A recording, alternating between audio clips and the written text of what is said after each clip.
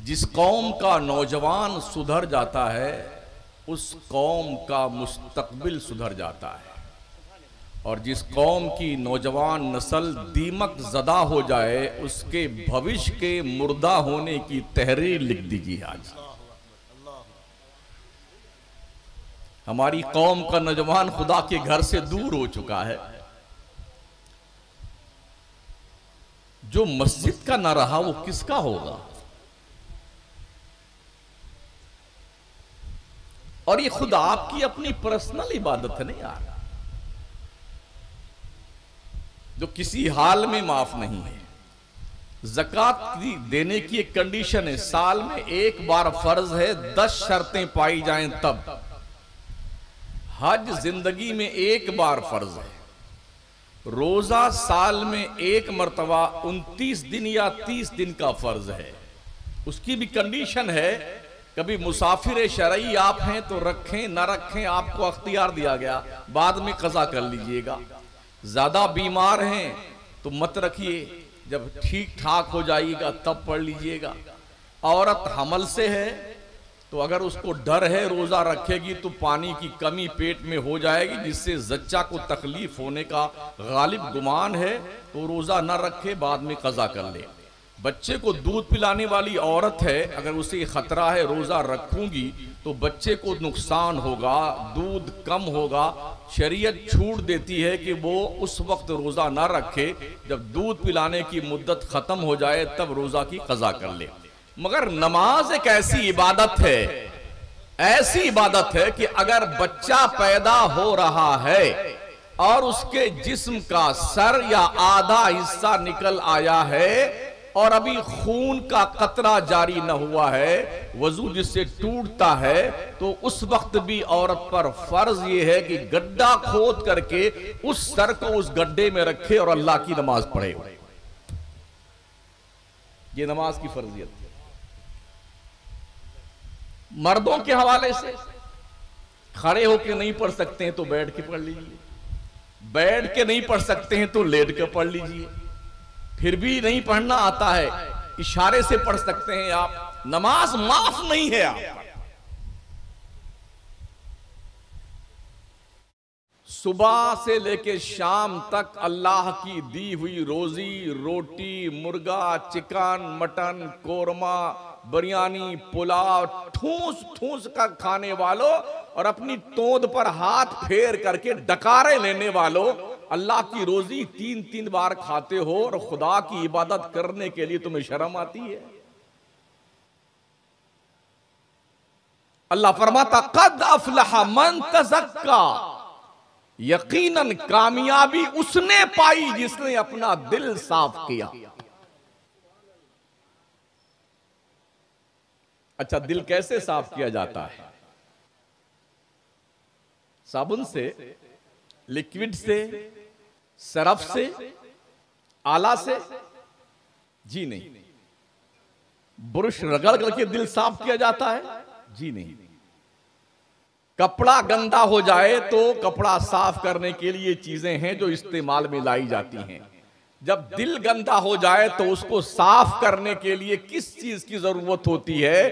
तो सूफिया फरमाते हैं, औलिया फरमाते हैं, नबी फरमाते हैं, दिल के तज़किया के लिए खुदा से डर के शर्मिंदगी का आंसू गिरा लेने से दिल की कुदूरत साफ होती है। दिल साफ कीजिए पहले।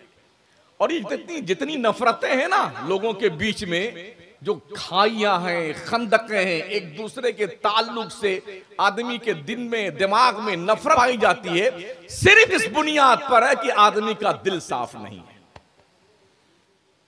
दिल क्या है? गोश्त का एक टुकड़ा जो गालिबन 100 ग्राम का होगा, हर शख्स के बाएं पहलू में पसलियों के नीचे उल्टा लटका हुआ है। आका फरमाते हैं ये पूरी बॉडी का मॉनिटर है। अगर ये दिल सही है तो पूरी बॉडी सही है, और दिल गड़बड़ हो गया तो पूरी बॉडी गड़बड़ हो जाती है। आका फरमाते अला वही अल कल्ब, आगाह हो जाओ, दिल संभाल के रखना, दिल बचा के रखना। बिल्डिंगों की आराइश के लिए, लोकेशन दिखाने के लिए हम हर साल अपने बिल्डिंग की पुताई करते हैं, कलर करते हैं, पेंट करते हैं, खूबसूरत दिखे, बहुत खूबसूरत दिखे। ए लोगों, अगर घर में कचरा पाया जाता कमरों के अंदर, तो तुमने बिल्डिंग की सफाई, पुताई, कलर कर लिया है, तो ये लोकेशन तो ठीक दिखता है, मगर गंदगी अंदर पाई जा रही है, अंदर। ऐसे ही ये खूबसूरत जुब्बा, शानदार लिबास, बेहतरीन कुर्ता, खूबसूरत बुशर्ट, ये लोकेशन तुम्हारा जो ऊपर का है ना, जो बड़ी क्रीम पाउडर, सफेद सफेद और जाने क्या क्या लीप पोत करके लोकेशन दिखाते हो। ओ लोगों, दिल में गंदगी, बुराइयों की, नफरतों की, बदकारी की, बेहयाई की, बेगैरती की, बेशर्मी की जब दिल में कुदूरत पाई जाती है, तो इस बाहर की बिल्डिंग को कलर करने से क्या फायदा होने वाला है? क्या फायदा होने वाला है? भले ही जुब्बा साफ दिखता है, टोपी अच्छी दिखती है, चेहरा खूबसूरत दिखता है, दिल अगर हमारा ठीक नहीं है, गंदगी उसमें मौजूद है, तो फिर दुनिया तुम्हें अच्छा तो कह सकती है, अल्लाह के नजदीक तुम अच्छे नहीं हो। इसलिए रब ने फरमाया, क़द अफ़लह मन तज़क्का, कामयाबी उसे मिली जिसने दिल साफ किया। जिन्होंने दिल साफ किए हैं ना, सदियां गुजर गई कब्रों में गए हुए, दुनिया उनके कदमों में जा करके अपने कशकोले गदाई लेके भीख मांगती है। 825 साल का जमाना गुजर रहा है हिंदुस्तान के उस बेताज बादशाह की कलंदरे जमाना को अपनी कब्र में गए हुए, जिसे दुनिया मोइनुल मिल्लती व दीन कहती है, जो हिंदुस्तान का असली राजा कल भी था, आज भी है, सुबह कयामत तक रहेगा। उसकी चौखट पर देश के हर बाशिंदे की, चाहे वो छोटा हो या बड़ा हो, मंत्री हो कि संतरी हो या प्रधानमंत्री हो या सदर जमहूरिया हो, बड़ी ही आजिजी के साथ उसकी चादर पेश करने के लिए लोग लेके आते हैं। ये सदर की चादर है, ये प्रधानमंत्री की चादर है। ख्वाजा असली बादशाह तू है इस मुल्क का, तेरे कदमों में ये अकीदत की चादर नजर है, आबरू बचाए रखियो। ये दुनिया जानती है। तो जिन्होंने दिल साफ किए थे, खुदा ने उनके जलवे ऐसे बनाए, ऐसे बनाए, इंतकाल के 800 साल गुजरने के बाद भी उनके अकीदतों का चराग दुनिया के लोगों के दिलों में आज भी जल रहा है। दिल साफ कीजिए लोग। आगे अल्लाह फरमाता, वज़कर अस्मा रब्बिही फसल्ला। दिल साफ करने के बाद सेकंड नंबर की जिम्मेदारी आपकी क्या बनती है? रब के नाम की माला जपते रहिए। वज़कर अस्मा रब्बी, ए लोगो, अल्लाह अल्लाह करते रहो, अल्लाह को याद करते रहो, जिक्र मौला करते रहो। और जिक्र मौला क्या है? अल्लाह फरमाता है, फज़कुरूनी अज़कुरकुम, तुम मुझे याद करो, मैं तुम्हें याद करता हूं। अल्लाह को याद करने का सबसे बेहतर तरीका क्या है? अल्लाह फरमाता, इन्ननी अनल्लाह ला इलाहा इल्ला अना फअबुदनी व अक़िमिस सलाता लिज़िक्री। हाँ हाँ, बेशक अल्लाह मैं ही हूं, मेरे सिवा कोई माबूद नहीं है, लिहाजा ऐ बंदो तुम मेरी इबादत करो और मुझे याद करो। मुझे याद करने का तरीका यह है कि नमाज कायम करो। सुभान अल्लाह।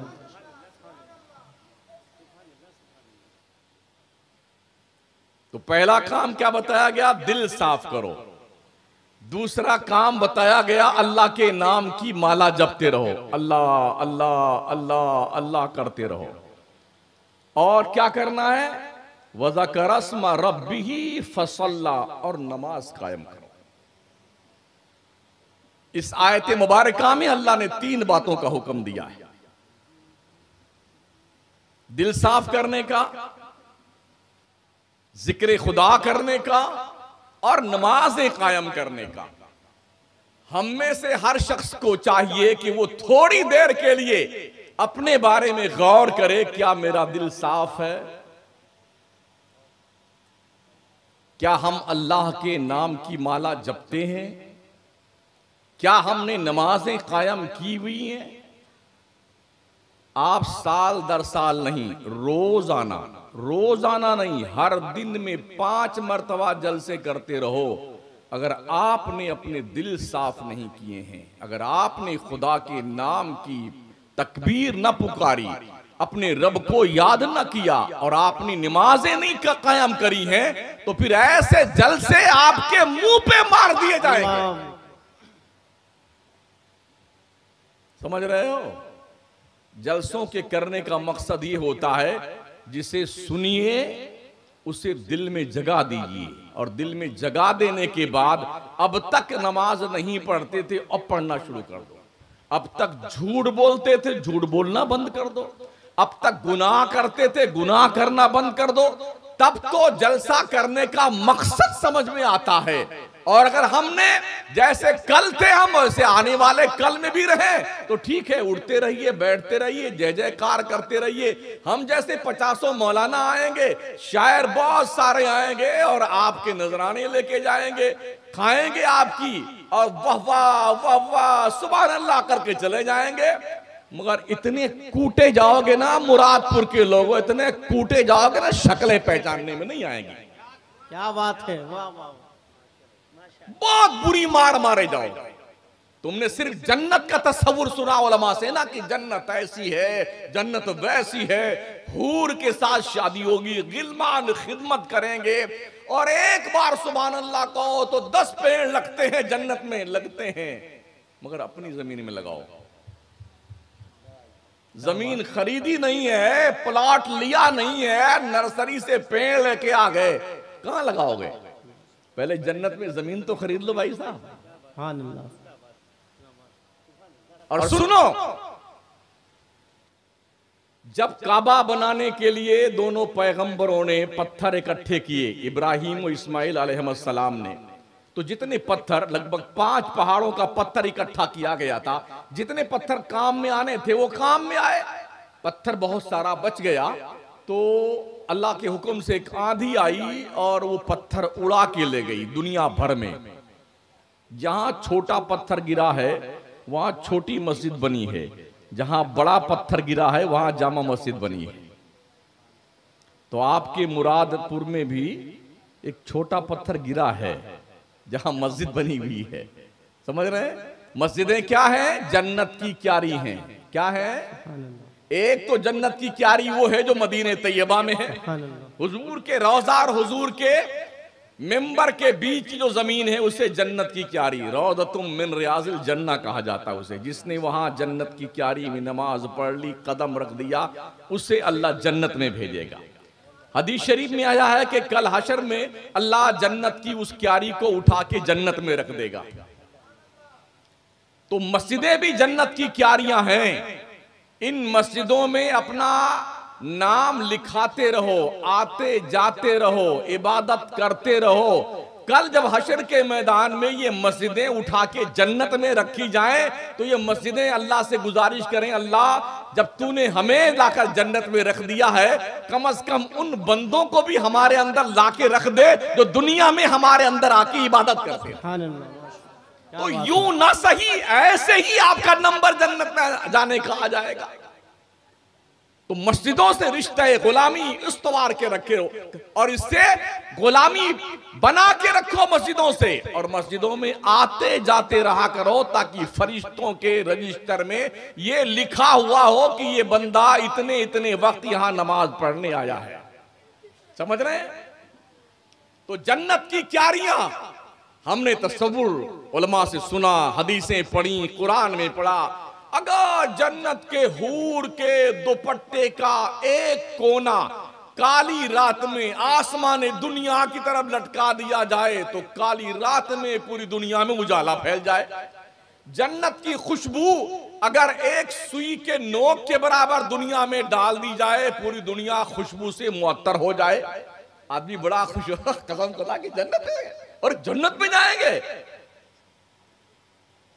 खुशफहमी के शिकार है ना हम ही जन्नत में जाएंगे, हम ही जन्नत में जाएंगे। भैया किसी को पता नहीं है कौन जन्नत में जाएगा। समझ रहे हैं? ना मुझे पता ना मेरे बाप को पता। हमने ऐसी कोई इबादत अब तक नहीं की है जिस पर यकीन के साथ मैं कह सकूं यह इबादत खुदा के शान के लायक है। अगर आपके पास कोई सजदा है तो मुझे बताओ कि हमारा यह सजदा अल्लाह की शान के लायक है।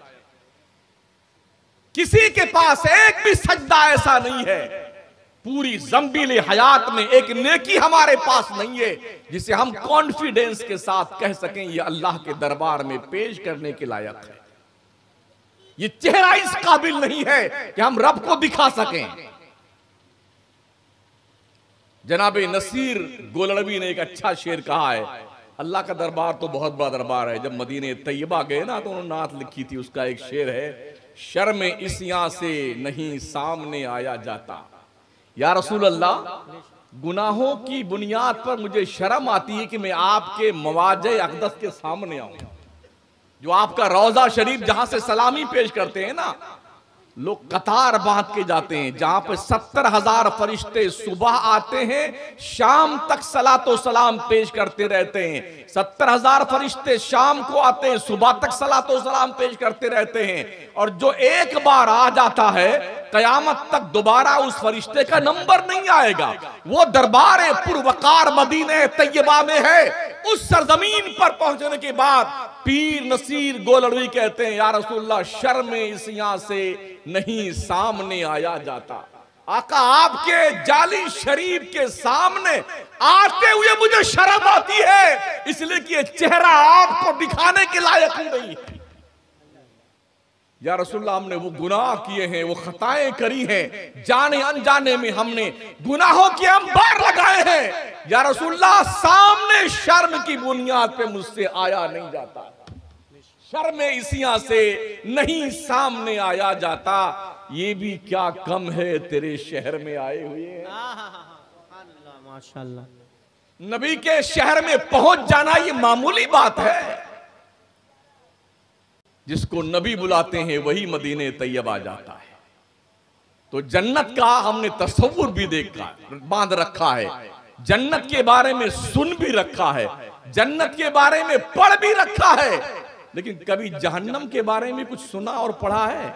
हमारे उलमा ने सिर्फ जन्नत समझाया, जन्नत जन्नत, हूर गिल्मा, और ये माशाल्लाह क्या दीवारें मुश्को अंबर की, क्या फल फ्रूट होंगे, क्या बढ़िया बढ़िया दरख्त लगे होंगे, पेड़ लगे होंगे, और फूल होंगे, पत्तियां होंगी जो सोने चांदी हीरे जवाहरात जमुर्रत के होंगे। बड़ा खुश होता है, इंशाअल्लाह जरूर जाएगा। कभी आईने में चेहरा देख लो साथी, क्या इस लायक है कि जन्नत में जाएं? क्या इस लायक है कि खुदा की जन्नत का दीदार करें? क्या इस लायक है कि हमारा नाम जन्नतियों की लिस्ट में लिखा जाए? जब आप सोने लगिए तो अकेले में तसव्वुर कीजिए और अपने जिंदगी भर के आमाल का एहतसाब कीजिए। अकेले में बताओ मेरे दिल, तू फैसला कर, क्या मेरा अमल मुझे जन्नत में ले जाने के लायक है? पूछो अपने दिल से। अल्लाह की कसम, आपका दिल आपको नकार देगा। जालिम, तेरी जिंदगी की एक भी नेकी ऐसी नहीं है जो शाने मौला के मुताबिक हो, रब के दरबार में पेश करने के काबिल हो। तो ये तस्वुर बांधा जाता, पीर साहब जन्नत में लेके जाएंगे, वो जन्नत में लेके जाएंगे। भैया, कोई जन्नत में ले के नहीं जाएगा, ये ध्यान रखिएगा, समझ रहे हैं आप? हाँ, अगर ठीक अमल आपका है, अकीदा ठीक है, अमल ठीक है, तो फिर तवक्को रखिए, वो लोग भी सिफारिश कर देंगे जन्नत के लिए। और अगर ऐसा नहीं है तो भुगतान देने के लिए तैयार रहिए। हाँ, हजरत सैयदा फातिमा ज़हरा को जब कब्र के हवाले किया गया ना जन्नतुल बकी शरीफ में, सुभान अल्लाह, सबसे मुअज़्ज़ज़, सबसे मुकर्रम, सबसे बाबरकत कब्रिस्तान जन्नतुल बकी मदीने तैयबा का, हुजूर के रौज़े शरीफ के बिल्कुल पास में। फातिमा ज़हरा को कब्र के हवाले करने के बाद हजरत अबू ज़र ग़िफ़ारी ने कब्र को मुखातब करके फरमाया, ओ कब्र, तुझे पता है कौन तेरे अंदर आया हुआ है? कब्र ने जवाब दिया, अबू ज़र, मैं कब्र हूं, यहां हसब नसब बयान मत कर। कब्र ये नहीं पूछती कौन आया है, कब्र तो ये पूछती है क्या लेके आया है, क्या लेके आया है। किसके बारे में ये? वो खातूने जन्नत जिनके इशारे करम पर लाखों का लाख औरतें बख्शी जाएंगी। वो खातूने जन्नत जिनके चादरे ततहीर में छुपकर उम्मत की वो माएं बहनें बेटियां जन्नत की मुसाफिर बनेगी, जिन्होंने नबी का कलमा पढ़ा है। वो खातूने जन्नत, जैसा कि भी शोरा ने शेर पढ़े थे ना, मनादी निदा करेगा अहले मैशर, नजरें झुका लो फातिमा की सवारी 70,000 हूरों के झुरमुट में पुलसराज से गुजरने वाली है। और ऐसे गुजर जाएगी फातिमा जहरा जैसे बिजली चमकती है, बिजली कौंधती है, ऐसे गुजर जाएगी। नजरें झुकाने के लिए सबको हुक्म दे दिया जाएगा। नबी फरमाते हैं फातिमा तो सैयदुन निसाल आलमीन, मेरी बेटी फातिमा सारी दुनिया की औरतों की सरदार है। उसके बावजूद भी कब्र का जवाब सुनिए। अगर फातिमा जहरा के हवाले से कब्र का ये जवाब है तो मुरादपुर और कुर्बो जवार के रहने वाले लोगों, मुझे बताओ जब तुम कब्र में जाओगे तो तुम्हारे बारे में कब्र का जवाब क्या होगा? तुम्हारे बारे में कब्र का क्या जवाब होगा? फरमाया गया, हदीस शरीफ का मफहूम है, कब्र कहती है ओ बंदे मेरे अंदर आने की तैयारी कर रहा है ना, मैं वो हूं कीड़े मकोड़ों का घर, मैं डेड बॉडी खा जाती हूं, हड्डियां भी गला देती हूं, चमड़े सड़ा देती हूं, और सुन ले कान खोल करके तेरा वजूद मिटा दूंगी मैं, और ऐसे दबाऊंगी कि तेरे दाहिने तरफ की पसली बाएं तरफ की पसली में घुल मिल जाएगी। ये कब्र का अजाब है, कब्र का अजाब। वो जहन्नम, कब्र की बात तो ये अभी मरने से लेकर के कयामत, जब नफ़क़े सानिया, जब सेकंड मर्तबा इसराफील सूर फूकेंगे ना, उस वक्त फिर जिंदा होंगे और फिर उसके बाद उठ करके हश्र के मैदान में चलेंगे। तब तक हमें अपनी कब्र में ही रहना है। कब्र भी डेड बॉडी नाप के बनाई जाती है, मरने वाले इंसान की बॉडी नापी जाती है, उसी के हिसाब से बस थोड़ा सा साइड में जगह दे करके आगे पीछे बस इसको लपेट दो, कपड़े में लपेट के चुपचाप लिटा दो। अब सारे लोग यही पढ़ के आते हैं, मिन्हा खलकनाकुम व फीहा नुईदुकुम व मिन्हा नुखरिजुकुम तारतन उखरा। तुम जानो, तुम्हारा अमल जाने, तुम्हारा काम जाने, हम तो यहीं तक तुम्हारे साथी थे। बोलो बोलो लोग, आज तक क्या किसी मर्दे मैदान ने अपने बाप की कब्र में कोई चिराग रखा? आज तक किसी भी चाहने वाले ने अपनी मां की कब्र में गद्दे बिछाए? आज तक किसी चाहने वाले ने अपनी बेगम की कब्र के अंदर रोशनी का कोई इंतजाम किया, कोई ऐसी लगाई उसमें? जी नहीं, कुछ भी नहीं। नंगी कब्र की पीठ होती है, उसी की कब्र की गोद में बंदा अपने चहीतों को सुला के आ जाता है, फिर पलट के नहीं देखता कि उसके साथ क्या होता है, पलट कर नहीं देखता। इमाम अहले सुन्नत फरमाते हैं, अंधेरा घर अकेली जान, दम घुटता दिल उकताता, खुदा को याद कर बंदे वो साथ आने वाली है। नबी रहमत फरमाते मफहूम हदीस, कब्र के अंदर जब मुर्दे पे अजाब होता है, अगर वो आवाज दुनिया के इंसान सुन ले तो उनके कान के पर्दे फट जाएं और लोग बेहोश होकर जमीन पे गिर पड़े, लोगों की मौतें वाक़े हो जाए।